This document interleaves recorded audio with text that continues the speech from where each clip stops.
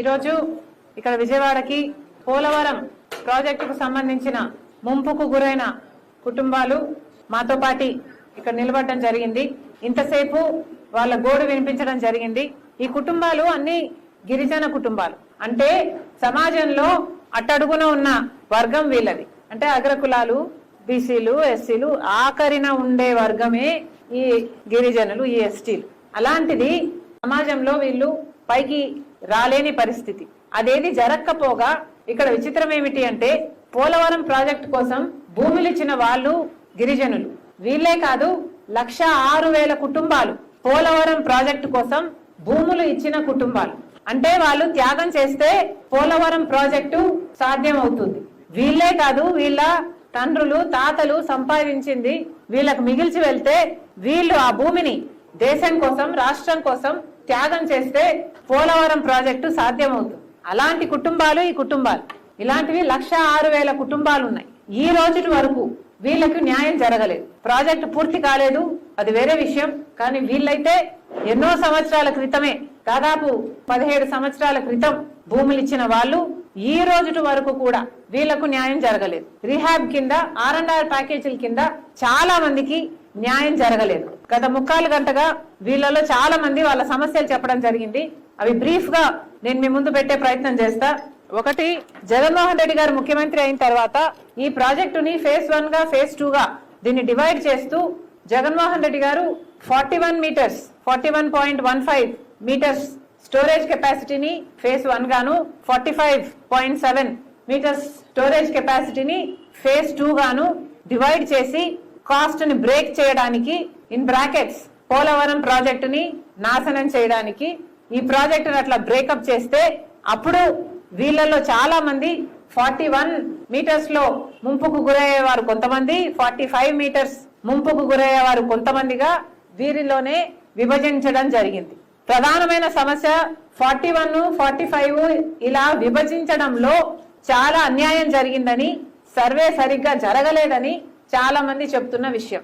చాలా గ్రామాలలో ఒక యూనిట్ గా వాళ్ళని తీసుకోకుండా ఒక వీధికి అవతల 41, యువతల 45 అన్నట్టుగా కూడా మమ్మల్ని విభజించడం జరిగింది.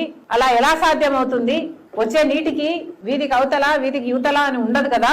అంత ఘోరంగా, అన్సైంటిఫిక్ గా విభజించడం జరిగింది అన్నది వీళ్ళు చెప్తున్న సమస్య. ఇంకొకటి, 2017లో సర్వే జరిగింది.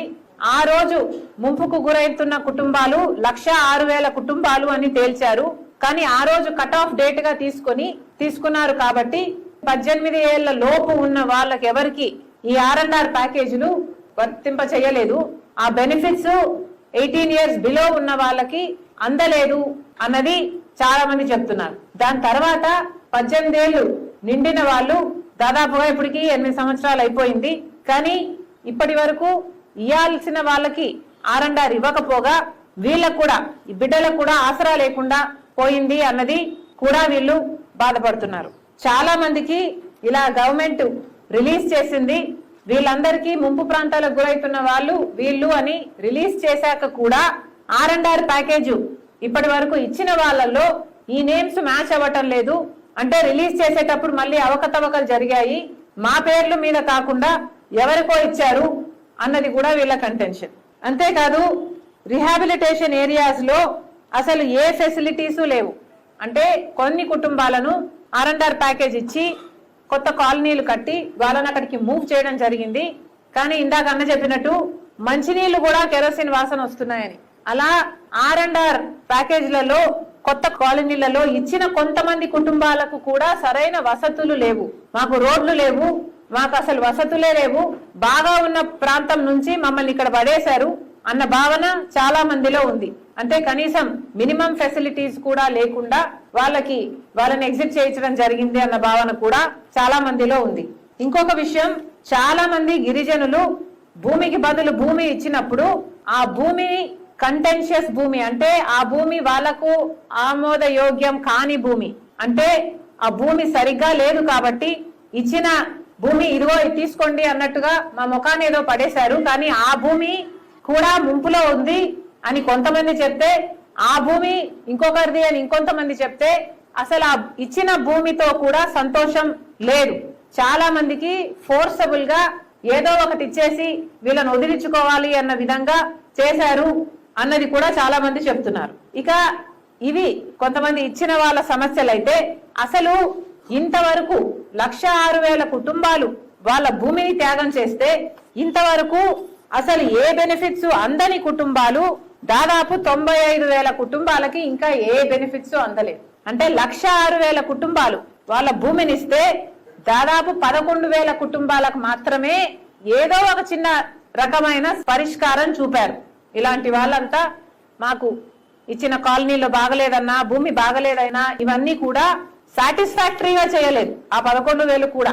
కానీ అసలు ఏమీ పట్టించుకోకుండా ఉన్న వాళ్ళు 95,000 కుటుంబాలు. 1,06,000 కుటుంబాలు వాళ్ళ భూమిని త్యాగం చేస్తే 11,000 కుటుంబాలకు అరోకొరో చేశారు. 95,000 కుటుంబాలని అసలు పట్టించుకున్న వాడే లేడు, అసలు ఏమీ చేయలేదు వాళ్ళకి. కానీ వాళ్ళ భూములన్నీ ముంపు ప్రాంతంలో ఉన్నాయి కాబట్టి వాళ్ళకి ఏ బెనిఫిట్స్ కూడా అందవు. ఎందుకంటే వాళ్ళు ఏదైనా బ్యాంకుకి వెళ్ళి లోన్ తీసుకుందామంటే మా ల్యాండ్ పెట్టుకోండి అని అంటే మీది ముంపు ప్రాంతం కదా, మీ భూమి ఎట్లా పోయే భూమి కదా, మేము లోన్లు ఇవ్వము అంటున్నారు. అట్లా బ్యాంకు లోన్లు వాళ్ళకు అందవు, కనీసం సబ్సిడీలు గవర్నమెంట్ ఇచ్చే బెనిఫిట్స్ కూడా వాళ్ళకు అందటం లేదు, క్రాప్ డ్యామేజ్ కూడా అందటం లేదు. ఇది వీళ్ళ పరిస్థితి. ఇన్ని సంవత్సరాలు వీళ్ళ గోడు చెప్పుకొని ఎవరూ పట్టించుకునే పరిస్థితిలో లేరు. 5 సంవత్సరాలు జగన్మోహన్ రెడ్డి గారు ఉన్నారు, అంతకుముందు 5 సంవత్సరాలు చంద్రబాబు గారు ముఖ్యమంత్రిగా ఉన్నారు. వీళ్ళ సమస్యలు తీరలేదు అంటే దానికి కారణం కేవలం అశ్రద్ధ. ఏ నాయకుడు పట్టించుకోలేదు కాబట్టి. ఇది న్యాయమేనా అని అడుగుతోంది కాంగ్రెస్ పార్టీ. ఇక భూములిచ్చిన 1,06,000 కుటుంబాలు పరిస్థితి ఇంత ఘోరంగా ఉంటే అసలు ఇంకా ఈ ప్రాజెక్ట్ ఎలా ఉందో చూడండి. నిజానికి పోలవరం ప్రాజెక్టు రాజశేఖర రెడ్డి గారు తలపెట్టిన ప్రాజెక్టు. ఈ ప్రాజెక్టు ద్వారా 7 లక్షల చిల్లర అంటే దాదాపు 8 లక్షల ఎకరాల కొత్త ఆయకట్టు, 22 లక్షల ఎకరాల స్థిరీకరణ అంటే దాదాపు 30 లక్షల ఎకరాలకు నీళ్లిచ్చే ప్రాజెక్టుగా రాజశేఖర రెడ్డి గారు దీన్ని రూపొందించడం జరిగింది. Polavaram project gravity based project. Polavaram project Rajasekhara Reddy గారి ఉద్దేశంలో 194 టీఎంసీలు హోల్డ్ చేయగలిగిన ప్రాజెక్టు. అంటే 45.7 మీటర్స్ లో దీన్ని కడితే గ్రావిటీ ద్వారా 30 లక్షల ఎకరాలకు నీళ్లు ఇవ్వడమే కాకుండా 940 మెగావాట్ల పవర్ ఉత్పత్తి చేయొచ్చు. అంతేకాదు దాదాపు 25 లక్షల మందికి తాగునీరుతో పాటు విశాఖపట్నం ఏరియాలో పరిశ్రమలకు కూడా నీళ్ళిచ్చే విధంగా ఈ ప్రాజెక్టు రూపకల్పన జరిగింది. రాజశేఖర రెడ్డి గారు ఉన్నప్పుడే రైట్ కెనాల్, లెఫ్ట్ కెనాల్ పనులు సుమారుగా అయిపోయాయి. కానీ రాజశేఖర రెడ్డి గారు వెళ్లిపోయిన తర్వాత ఈ ప్రాజెక్టును ఎవరు పట్టించుకోలేదు. 2014లో ఈ ప్రాజెక్టుని జాతీయ ప్రాజెక్టుగా డిక్లేర్ చేసి విభజన చట్టంలో ఈ ప్రాజెక్టు ఖర్చు మొత్తము కేంద్ర ప్రభుత్వమే భరించాలి, కేంద్ర ప్రభుత్వమే ఈ ప్రాజెక్టును పూర్తి చేసిస్తుంది అన్నది విభజన హామీ. కానీ ఆ రోజు నుంచి 2014 నుంచి ఈ రోజు వరకు బీజేపీ పార్టీయే అధికారంలో ఉంది. కానీ ఆ రోజు నుంచి ఈ రోజు వరకు బీజేపీ పార్టీ ఈ ఒక్క హామీ నెరవేర్చుకోలేదు కదా. కనీసం మనకు స్పెషల్ స్టేటస్ ఇస్తామన్న హామీ అయినా, రాజధాని కడతామన్న హామీ అయినా, లేక ఉత్తరాంధ్ర రాయలసీమకు స్పెషల్ ఎకనామిక్ ప్యాకేజెస్ అయినా, ఇలా ఇండస్ట్రియల్ కారిడార్స్ అయినా, ఇలా ఒక్కటి అంటే ఒక్కటి కూడా బీజేపీ ప్రభుత్వం విభజన హామీలలో ఒక్కటి కూడా ఆంధ్ర రాష్ట్రానికి ఇంతవరకు నిలబెట్టుకోలేదు. ఇది వాస్తవం. మొన్న నిర్మలా సీతారామన్ గారు ఫైనాన్స్ మినిస్టరు పార్లమెంట్ లో బడ్జెట్ ప్రవేశపెట్టినప్పుడు ఇచ్చిన డీటెయిల్ ఇది. హైలైటెడ్ ఏరియా కొంచెం క్లోజ్అప్ చేయగలరమ్మా, అది హైలైట్. దీంట్లో చాలా స్పష్టంగా పేర్కొనడం జరిగింది. Revised cost for completion of Polavaram irrigation project with water storage up to 41.15 metres, that is minimum drawdown level. అంటే minimum storage capacity Polavaram project కి 41.15 మీటర్స్ చొప్పున మేము ఈ డబ్బును శాంక్షన్ చేస్తున్నాము అని. అమ్మా 6,000 కోట్ల రూపాయలు, ఈ 6,000 కోట్ల రూపాయలను శాంక్షన్ చేస్తున్నాము అని ఫైనాన్స్ మినిస్టర్ గారు మొన్న బడ్జెట్ లో దీన్ని ప్రవేశపెట్టడం జరిగింది. అంటే బీజేపీ ఉద్దేశం ఏమిటి అంటే ఈ పోలవరం ప్రాజెక్టు 45 మీటర్ల స్టోరేజ్ కెపాసిటీలో కట్టడానికి వీల్లేదు, 41 మీటర్లే అంటే మినిమం స్టోరేజ్ లెవెల్లోనే ఈ ప్రాజెక్టు కట్టే వీలుంది. దానికి గాను మేము ఈ 6 కోట్లు ఇస్తున్నాము అన్నది. అంతమంది ఎంపీలు, ఆంధ్ర రాష్ట్రానికి చెందిన 25 మంది ఎంపీలలో ఒక్కడు కూడా ఇదేమిటి మా ప్రాజెక్టు 45 మీటర్స్ కదా, 45 మీటర్స్ కట్టకపోతే ఇది 41 మీటర్స్ కే కడితే ఇది గ్రావిటీ ప్రాజెక్టే కాదు, ఇది ఒక లిఫ్ట్ ఇరిగేషన్ ప్రాజెక్ట్ అవుతుంది, ఇది ఒక బ్యారేజ్ అవుతుంది, 30 లక్షల ఎకరాలకి ఇది నీళ్ళు ఇవ్వదు అని ఒక్కరు కూడా ఖండించలేదు. ఒక్కరు కూడా, ఒక్క ఎంపీ కూడా లేచి నిలబడి ఈ ప్రాజెక్టు ఎత్తు ఎందుకు తగ్గిస్తున్నారు, ఈ ప్రాజెక్టు స్టోరేజ్ కెపాసిటీని తగ్గిస్తే అసలు ఇది పోలవరం కాదు, ఇది ఒక లిఫ్ట్ ఇరిగేషన్ అవుతుంది, ఇది ఒక బ్యారేజ్ అవుతుంది అని ఒక్కరంటే ఒకరు ఏ పార్టీ నుంచి కూడా, తెలుగుదేశం, జనసేన, వైసీపీ, ఒక్కరంటే ఒకరు ఒక రాజ్యసభలో గాని ఒక లోక్సభలో గాని ఒక్క ఎంపీ కూడా దీన్ని ఖండించలేదు. కారణం ఏమిటి అంటే జగన్మోహన్ రెడ్డి గారు అంతకు ముందు ముఖ్యమంత్రిగా ఉన్నారు, అప్పటికే జగన్మోహన్ రెడ్డి గారు ఒప్పందం చేసేసుకున్నారు బీజేపీ పార్టీతో, ఈ ప్రాజెక్టుని మేము 41 మీటర్ల స్టోరేజ్ కెపాసిటీతోనే కడతాము అని. ఏ జగన్మోహన్ రెడ్డి?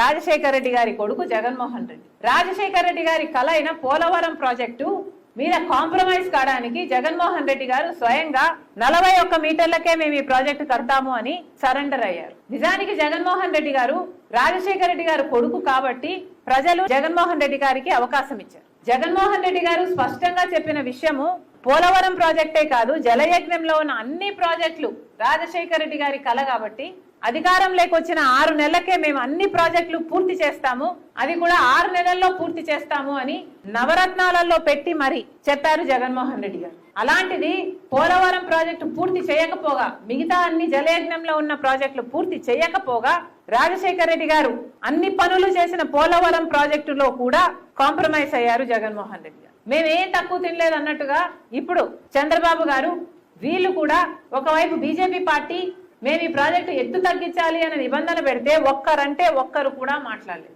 ఒక్కరంటే ఒక్కరు కూడా ఖండించలేదు. పోలవరం ప్రాజెక్టు ఎత్తు తగ్గితే ఏమిటి పరిస్థితి, అది పోలవరం ప్రాజెక్టు కాదు, అది ఒక లిఫ్ట్ ఇరిగేషన్ బ్యారేజ్ అవుతుంది, అసలు యూస్లెస్ అయిపోతుంది అని ఒక్కరు కూడా దీని గురించి మాట్లాడలేదు. ఎందుకు అని అడుగుతున్నాం.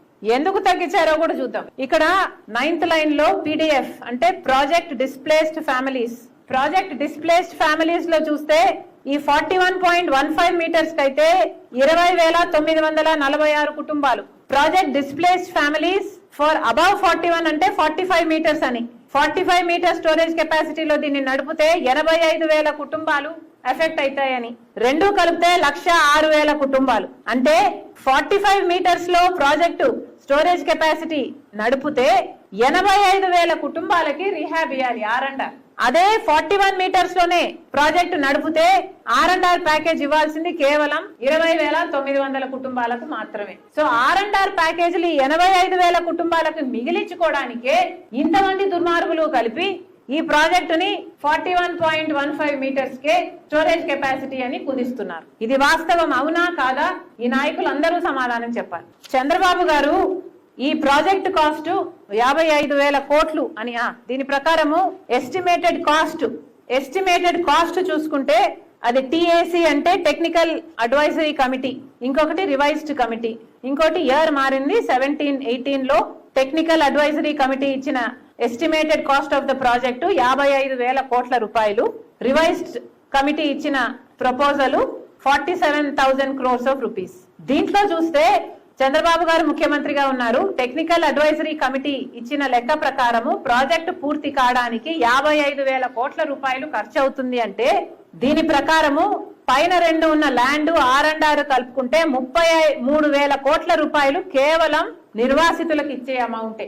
సో కేవలం ఈ నిర్వాసితులకు ఇచ్చే అమౌంట్ ని 33,000 కోట్ల రూపాయలు ఇది ఉంది కదా, ఇది మిగిల్చుకోవడానికే ఇన్ని కుట్రలు పన్నుతున్నారు.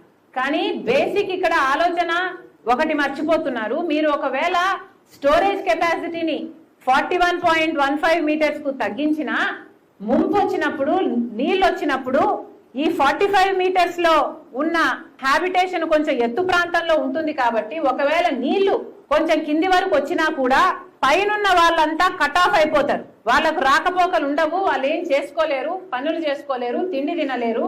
మీరు ఒకవేళ 41 మీటర్స్ కే ప్రాజెక్టు నడిపినా కూడా ఎఫెక్ట్ అయ్యేది మాత్రం మొత్తం 85,000 పైనున్న వాళ్ళు కూడా ఎఫెక్ట్ అవుతారు. ఈ విషయం ఎవరు ఆలోచించటం లేదు. మీరు ఒకవేళ కాస్ట్ తగ్గించుకోవడానికి ఇది చేసినా కూడా ఎవరికి న్యాయం చేసిన వాళ్ళు కారు. చంద్రబాబు గారికి విషయం పూర్తిగా తెలుసు, తెలిసి కూడా ఎందుకు చేస్తున్నారు? ఆయన స్వార్థ రాజకీయాల కోసం. ఇది 2023లో చంద్రబాబు గారు ప్రతిపక్ష నేతగా ఉన్నారమ్మా. ఓకే, చంద్రబాబు గారు ఒక పవర్ ప్రజెంటేషన్ ఇప్పించి మరి పోలవరం ఆంధ్ర రాష్ట్రానికి జీవనాడి అని చెప్పారు.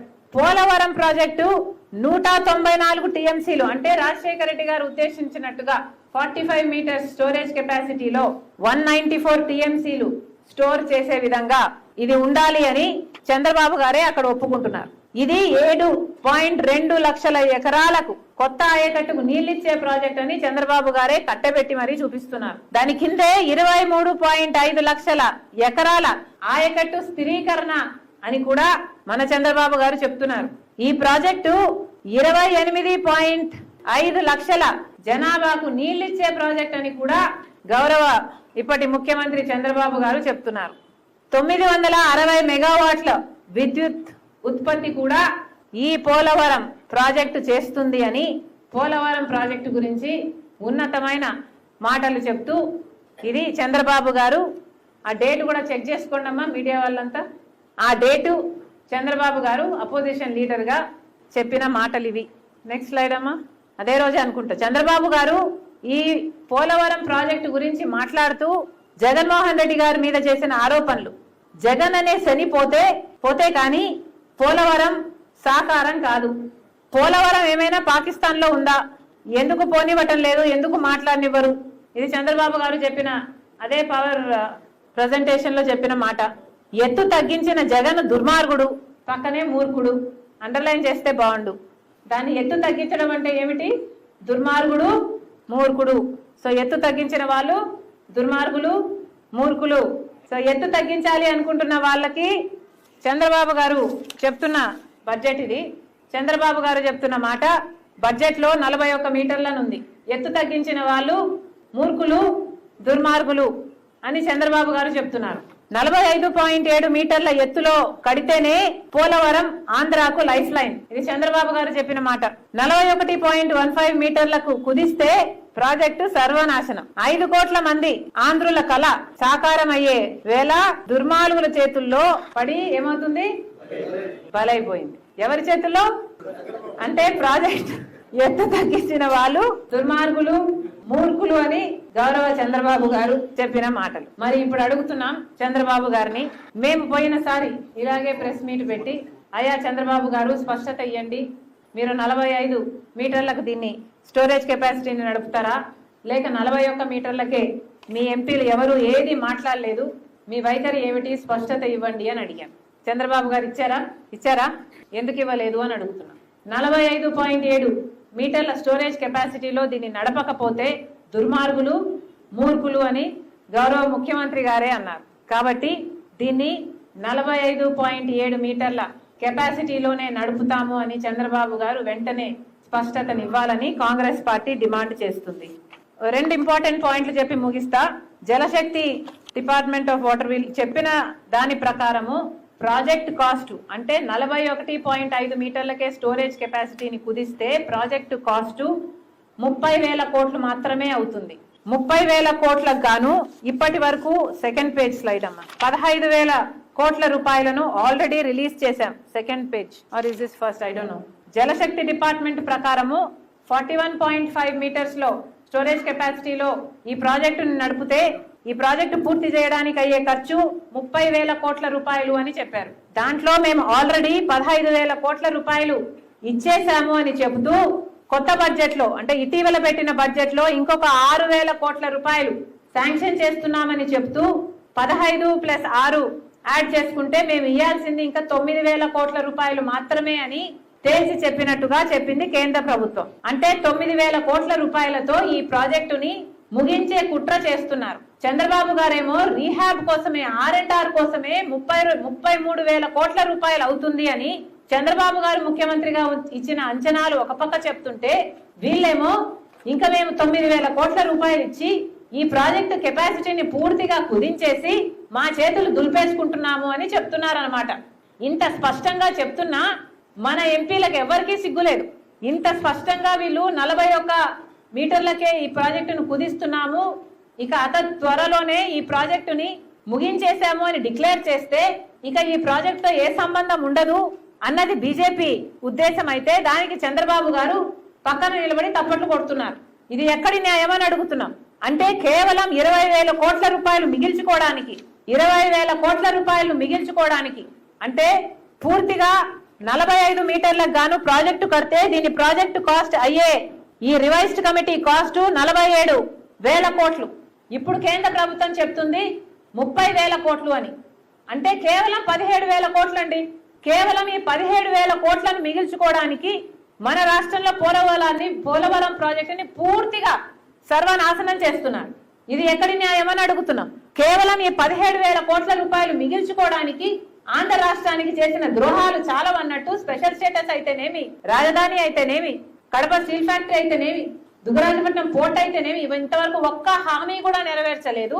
ఇప్పుడు ఇది కూడా కేవలం 17,000 కోట్ల రూపాయలు మిగిల్చుకోవడానికి దీనికి కూడా ఇంతే స్టోరేజ్ కెపాసిటీ అని ఒక శాసనం లాగా విధిస్తే దానికి చంద్రబాబు గారు, పవన్ కళ్యాణ్ గారు, జగన్మోహన్ రెడ్డి గారు అందరూ తలకాయ ఆడిచ్చి ఒప్పుకోవడం జరిగింది. అంటే మన దేశ ప్రజల ఇంట్రెస్ట్ ని వాళ్ళకి బీజేపీ పార్టీకి మోడీకి తాకట్టు పెట్టడం జరిగింది. ఇది ఎక్కడి న్యాయం అని అడుగుతున్నాం. మళ్ళీ చంద్రబాబు గారు అంటారు బనకచర్ల ప్రాజెక్టు, గోదావరి బనకచర్ల ప్రాజెక్టు ఇది ఒక లిఫ్ట్ ఇరిగేషన్ ప్రాజెక్టు.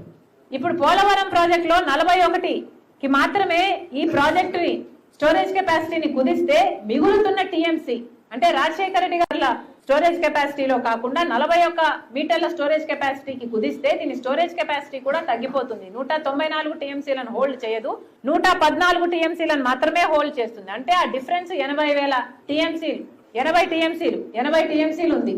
అంటే ఆ 80 టీఎంసీలతో చంద్రబాబు గారు ఇప్పుడు చెప్తున్నది ఏమిటి అంటే Godavari Banakacherla project lift irrigation project చేస్తారట.